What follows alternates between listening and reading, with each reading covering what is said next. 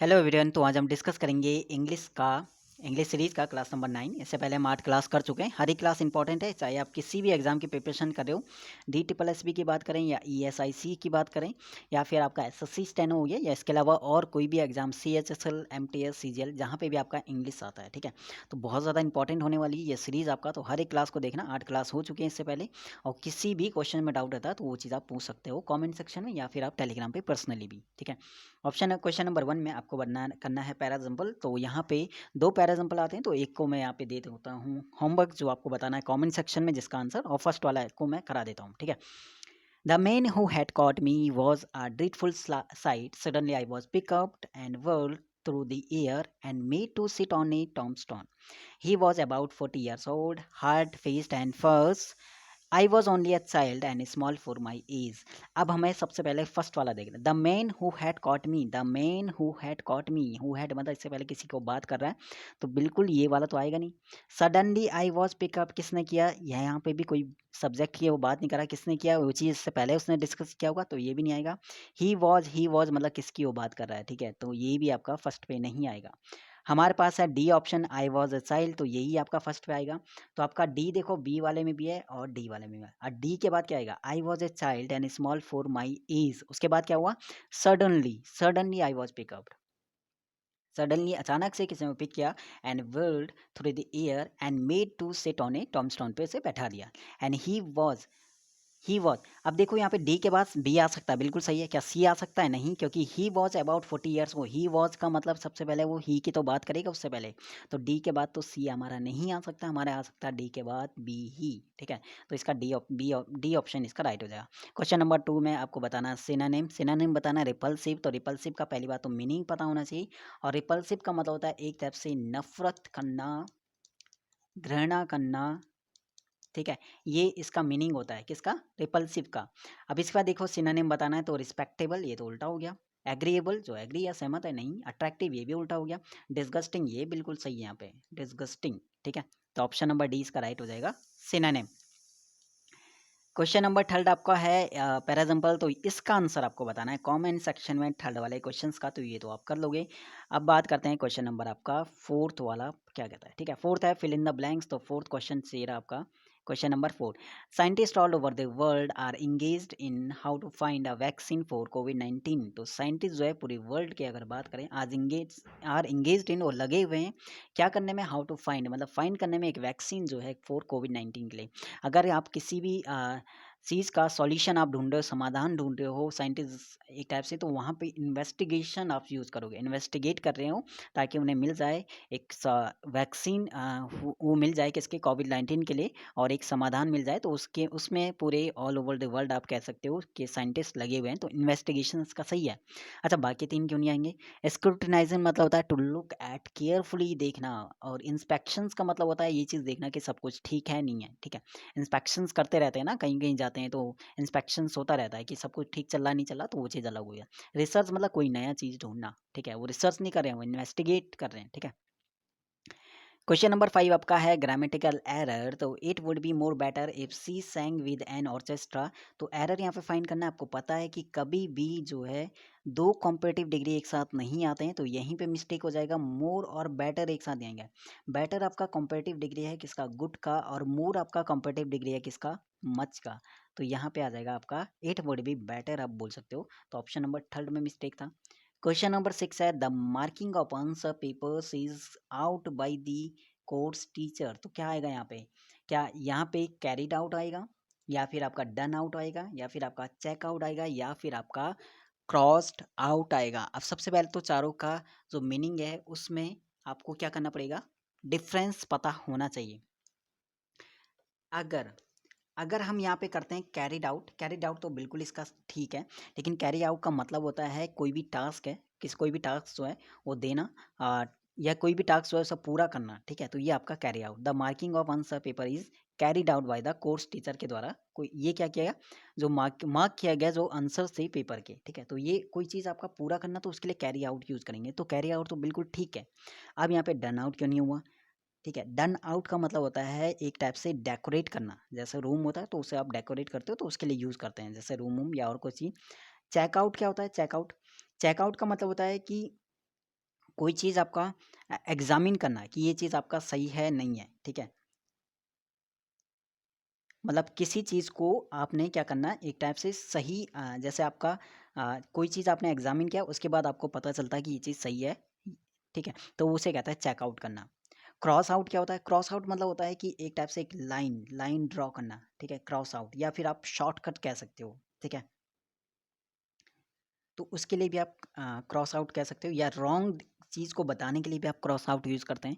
तो यहाँ पे ये चीज़ थोड़ा सा इनके मीनिंग में इतना डिफरेंस है। तो कैरी आउट का मतलब होता है, कैरी आउट का मीनिंग आप कह सकते हैं टू डू अ टास्क, ठीक है, कोई भी टास्क है जिसे आपने पूरा किया, ठीक है। तो यहाँ पे उसका जो टास्क था कोर्स टीचर का, वो ये था कि उसने मार्किंग किया, मार्किंग ऑफ वन सब पेपर्स की जो है वो मार्किंग की है। इनकरेक्टली आपको बताना है, तो इनकरेक्टली यहाँ पे क्वेश्चन नंबर बताना है, कौन सा, 7th वाले में इनकरेक्ट आपको वर्ड बताना है। तो इनकरेक्ट वर्ड यहाँ पे किसी भी क्वेश्चंस में डाउट हो तो पूछ लेना, क्योंकि वहाँ पे टेलीग्राम पे पर्सनली पूछ सकते हो, या फिर आप कमेंट सेक्शन में कमेंट कर देना, तो वहाँ पे मैं आंसर दे दूंगा। रॉकेट बिल्कुल सही लिखा हुआ है। रोज्यू, अच्छा, रोस्टर और रोज्यू, इसका मीनिंग क्या होता है? पहली बात, मीनिंग ये भी आपका ठीक है, स्पेलिंग। जो सेकंड वाला है उसका मीनिंग होता है कि जो ए पर्सन, ठीक है, जो बैडली बिहेव करता है उसके लिए यूज़ करते हैं, या फिर जो ऑनेस्ट ना हो उसके लिए यूज़ करते हैं। और रोस्टर क्या होता है? रोस्टर, रोस्टर होता है एक जहाँ पे मतलब एक कंटेनर बोल सकते हो, यूज्ड फॉर रोस्टिंग समथिंग, किसी चीज़ को रोस्ट करने के लिए एक कंटेनर होता है, उसे कहते हैं रोस्टर, ठीक है। और जो रॉकरी है ना, इसकी स्पेलिंग गलत है, तो यही आपका ROCKERY होता है, पहली बात। हो पत्थर, पत्थर, ठीक है। तो पत्थर पे, यानी आप कह सकते हो अरेंजमेंट ऑफ लार्ज स्टोन आप कह सकते हो, तो उसके लिए यूज़ करते हैं, ठीक है। रॉकरी, रॉक होता पत्थर, तो यहाँ पे स्पेलिंग इसकी गलत है, तो 7 का थर्ड ऑप्शन यहाँ पे गलत हो जाएगा। Not one's cup of tea, यानी आपके अकॉर्डिंग अगर कोई चीज़ नहीं है, ठीक है, तो इसका मीनिंग हम देखें तो not according to one's interest, यानी ऑप्शन नंबर सी इसका राइट हो जाएगा। क्वेश्चन नंबर 9 में ट्रेडिशनल, ट्रेडिशनल मतलब हो रहा है पारंपरिक, जो आपका परमानेंट आप कह सकते हो, जो चला आ रहा है लंबे टाइम से, ठीक है, जो लंबे टाइम से चला आ रहा है, यानी आपका पिछले एंशियंट टाइम से चला आ रहा है, तो वही तो आपका ट्रेडिशनल हो गया। तो इसका मतलब मॉडर्न, जो आपका आधुनिक है, जो अब नया है, तो ये आपका पहले से है और ये आपका अभी है, तो आप मॉडर्न इसका आप क्या कर सकते हो, एंटेनिम लगा सकते हो। अर्थली एकदम ज़मीन से जुड़ा हुआ, कस्टमरी मतलब आपका यूजुअल तरीके से डेली के लिए यूज़ करते हैं। एंड कन्वेंशनल मतलब होता है आपका कन्वेंशनल है, परंपरावादी, ठीक है, रूढ़िवादी। तो ये थोड़ा सा आपका हो जाएगा ट्रेडिशनल का, मॉडर्न इसका एंटोनिम। क्वेश्चन नंबर 10 आपका है कि to cross one's mind, to cross one mind का मतलब, टू क्रॉस वंस माइंड इसका मतलब होता है किसी चीज़ को लेकर सोचना, किसी चीज़ को लेकर सोचना या कुछ सोचते रहना, तो इसका ऑप्शन नंबर डी है, टू थिंक ऑफ समथिंग, किसी चीज़ के बारे में सोचना, ठीक है। टू क्रॉस वंस माइंड का ऑप्शन नंबर डी यहाँ पे राइट हो जाएगा क्वेश्चन नंबर 10 का। क्वेश्चन नंबर 11 की अगर बात करें तो no need to substitute, sorry यहाँ पे क्वेश्चन है, यहाँ पे फिलअप है। Mister Sharma is kind as his father, देखो इज काइंड एज, जब भी एज है ना, तो एज के साथ तो एज का पेयर आना चाहिए। एज के बीच में आप या तो आप एडजेक्टिव लगा सकते हो, या आप एडवर्ब भी लगा सकते हो, ये इसका रूल कहता है, तो एज आना चाहिए। अगर यहाँ पे कंपेरिजन हो रहा ना, कंपेरिजन मिस्टर शर्मा की उसके फादर से कंपैरिजन हो रही है, तो कंपैरिजन हो रही है, तो या तो आप एज लगाओ या फिर आप सो एज लगाओ। देखो एज यहाँ पे दिया हुआ है, पॉजिटिव है सेंटेंस, तो एज लगाओ, सो एज हम नेगेटिव में यूज़ करते हैं। तो यहाँ पे हमारा क्या हो जाएगा, mister Sharma as kind as, ठीक है। एज क्यों लगाए वो मैंने बता दिया क्या रीज़न है, ठीक है। एज काइंड एज यानी ऑप्शन नंबर बी इसका राइट हो जाएगा। क्वेश्चन नंबर 12 पे आपका, यहाँ पे भी वही है fill up, he won't come to the party unless you will invite him personally. कभी भी याद रखना, जो कंडीशनल वर्ड होते हैं ना, कंडीशनल वर्ड कौन कौन से हैं, अनटिल बोलो, अनलेस बोलो, इफ बोलो, ठीक है। और इसके बाद और भी हैं, जैसे एज सुन एज बोलो, ठीक है।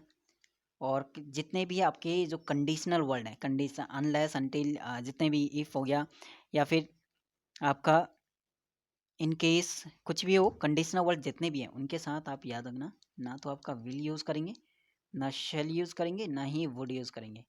या फिर कंडीशनल का यहाँ पे जो रूल लग रहा है, वांट, वांट देखो, वांट किसकी सेकंड नेगेटिव फॉर्म होता है, विल की, विल का नेगेटिव फॉर्म वांट, यानी ये आपका है फ्यूचर में, कंडीशनल का जो रूल कहता है वो ये कहता है कि अगर आपका एक साइड आपका फ्यूचर है तो फ्यूचर सिंपल है, तो दूसरी तरफ पे आपका प्रेजेंट का सिंपल आना चाहिए।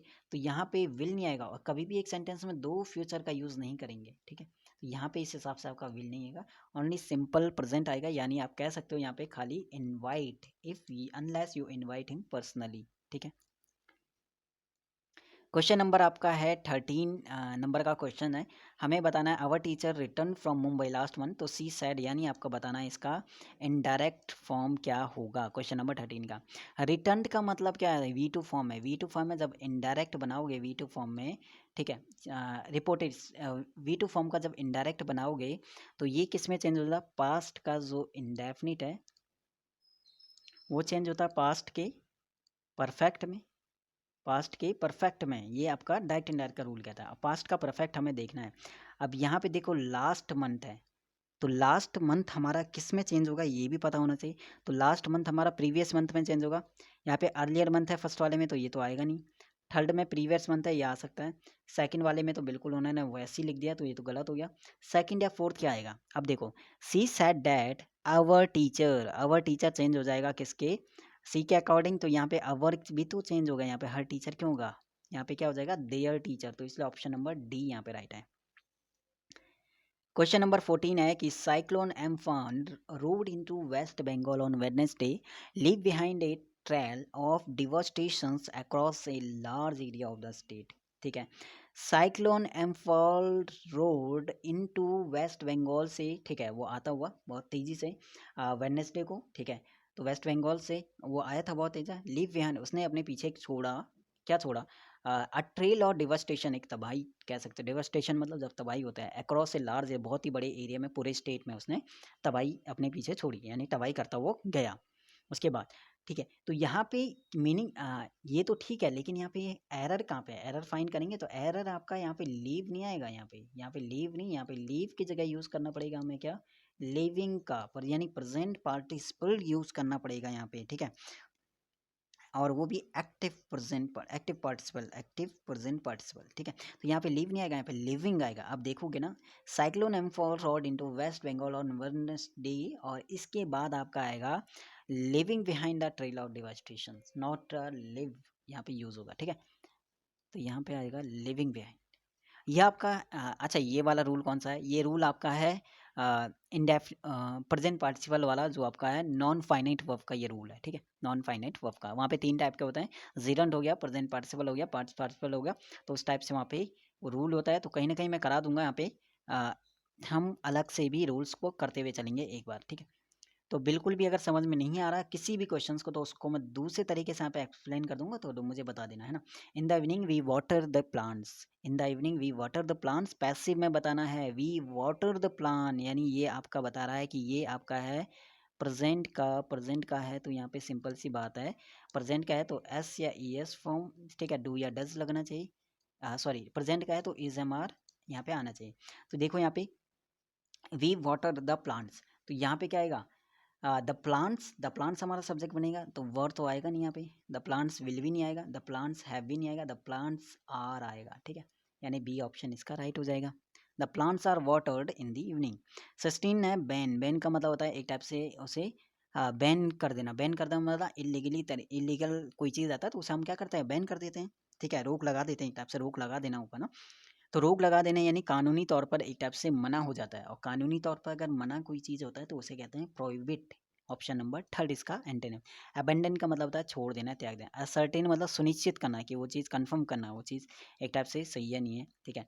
और बैंड का मतलब होता है म्यूजिक, म्यूजिक का एक ग्रुप हो गया, ग्रुप ऑफ म्यूजिशियन आप कह सकते हो, तो उसके लिए। तो प्रोहिबिट मतलब कानूनी तौर पर एक टाइप से मना ही होना, तो उसके लिए यूज़ करते हैं प्रोहिबिट, ठीक है, बैन।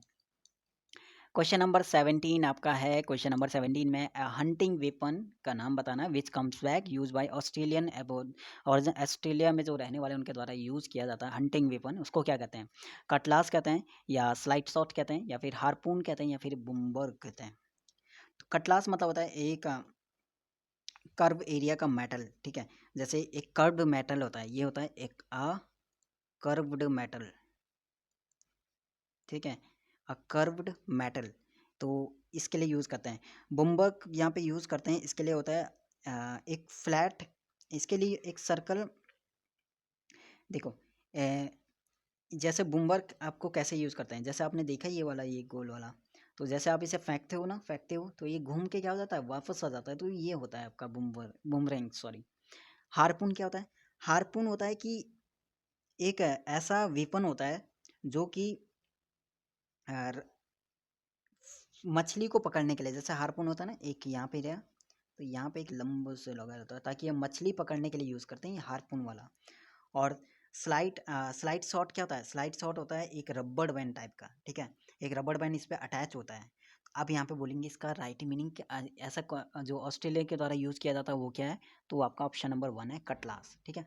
बाकी तीन कैसे कैसे आप वेपन है, बाकी तीन और कैसे कैसे हैं, जैसे बूमरैंग हो गया, ये आपका सर्कल टाइप में होता है, वैसे हम फेंकते हैं तो जैसे घूम के जैसे वापस आ जाता है, वो वाला होता है। हारपून क्या होता है? ये एक मछली पकड़ने वाला होता है, जैसे मछली को पकड़ने के लिए एक लंबी रस्सी पे लगा रहता है। और स्लाइड शॉट मैंने बता दिया कि ये क्या होता है, एक रबड़ के साथ ही अटैच होता है, रबड़ बैंड इस पर अटैच होती है। और कटलास मैंने बोल दिया, तो इसका कटलास यूज़ करना, right option number 1। Causing a strong dislike, जो बहुत ज़्यादा डिसलाइक आप कह सकते हो, स्ट्रॉन्ग डिसलाइक बहुत ही ज़्यादा नफरत आप कह सकते हो, उसके लिए क्या यूज़ करते हैं? रिपल्सिव, अभी हमने बोला था यहाँ पे रिपल्सिव आया था, ठीक है, रिपल्सिव वहाँ पे आया था। रिडंडेंट का मतलब होता है पर्याप्त, प्रचुर। रिवीलिंग मतलब किसी के सीक्रेट्स को सामने लाना, रिवील उजागर करना। हेटफुल मतलब घृणा, नफरत करना। लेकिन स्ट्रॉन्ग डिसलाइक वहाँ पे बढ़ा है बहुत ज़्यादा, तो उसके लिए रिपल्सिव यूज़ करेंगे, तो ऑप्शन नंबर डी राइट था। 19 है, बियॉन्ड का राइट क्या होता है? बियॉन्ड का मतलब होता है जो एकदम तैरता हुआ, बहुत ही एकदम हल्का होगा तो वो क्या होगा, तैरने लग जाता, तैरना लग जाता है, तो बहुत ही हल्का आप कह सकते हो। तो इसका मतलब भारी, इसका एंटोनिम होगा वेटेड, इसका राइट हो जाएगा बी ऑप्शन।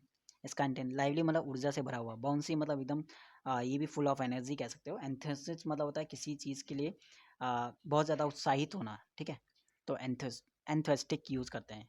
तो सभी के मीनिंग हो गए यहाँ पे, तो 19 का बी ऑप्शन राइट हो जाएगा। 20, क्वेश्चन नंबर 20 आपका है कि इनकरेक्ट वर्ड बताना है, यहाँ पे इनकरेक्ट वर्ड क्वेश्चन है। तो टेरिबल बिल्कुल सही है, टेरिबल है बहुत ही ज़्यादा डरावना, भयावह है, ठीक है, टेरिबली।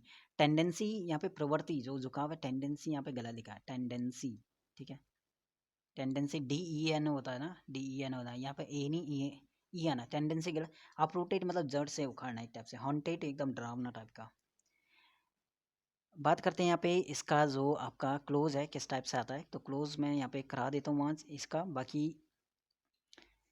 और एवरी मंडे हर संडे, एवरी मंडे हर सोमवार को क्या था, on his way back from work, वापस आता है, बिपिन चौधरी जो है would drop in at Kalicharan's new market में, उसे डैश बुक्स, जो क्राइम स्टोरीज आप कह सकते हो, घोस्ट स्टोरी एंड थ्रिलर्स, ठीक है, had to buy at least 5 at a time to last him, ठीक है। And the week he left alone, अकेला रहता है, was not a good mixtures, had few dash and didn't like spending time in idle chat, today at Kalicharan's Bipin Babu had a dash, somebody was, थोड़ा सा यहाँ पे space का issue, somebody was observing him for from close quarters। अब आप देखोगे ना, इसका मीन जरूरी नहीं कि आप पूरा, अब इसका फर्स्ट वाले में देखो, फर्स्ट वाले में क्या यहाँ पे ऑप्शन आ सकता है, Bipin Chaudhary would drop in at Kalicharan's new market dash books, तो बुक्स को क्या करेगा वो, खरीदने के लिए, पर्पज क्या है उसका, खरीदना। और जब भी खरीदने का पर्पज होगा ना, तो वहाँ पे टू बाई यूज करते हैं, ठीक है। 2+V1 फॉर्म बताता है उद्देश्य को, पर्पस को, तो उसका पर्पस था, उद्देश्य था किताबें खरीदना, तो यहाँ पे टू बाई बुक्स यहाँ पेगा। किताबें कौन कौन सी, जैसे क्राइम स्टोरीज, घोस्ट स्टोरीज या थ्रिलर्स होता है, ठीक है। एंड डैश यहाँ पे क्या आएगा, 22 में हमें देखना है, 22 ऑप्शंस में थ्रिलर्स। इसके बाद देखो, अब वो क्या है, वहाँ पे ही है, सी है, यहाँ पे ही आएगा ना, क्योंकि वो क्या है, सेंडर यहाँ पे बताना था, तो यहाँ पे ही आ जाएगा। एड्रेस थर्ड वाले में देखो, यहाँ पे बाई, अक्रॉस, विद इन या थ्रू, क्या यहाँ पे बताना है, टाइम के लिए बताना होगा, तो थर्ड वाले ऑप्शन हम पढ़ लेते हैं एक बार। थर्ड में क्या है, पूरे देखो, हैड टू बाई एटलीस्ट, कम से कम क्या है, कम से कम वो 5 जो है किताबें वो खरीदता है, या कह सकते हो 5 time, at least 5 at a time, एक टाइम पे वो कह सकते हैं, टू लास्ट हिम। अच्छा, पूरे वीक के लिए, पूरे वीक के लिए बोलेगा ना, पूरे वीक, तो यहाँ पे पूरे वीक को लिए यूज़ करेंगे, तो क्या यहाँ पे यूज़ करना पड़ेगा पूरे के लिए, by week, within week, across week या थ्रू वीक। थोड़ा सा यहाँ पे अच्छा क्वेश्चन सर, तो यहाँ पे हम यूज़ करेंगे क्या, थ्रू। थ्रू होता है ड्यूरेशन ऑफ टाइम को, तो पूरे वीक के अगर टाइम बताना है तो वहाँ पे थ्रू यूज़ करना है, ठीक है।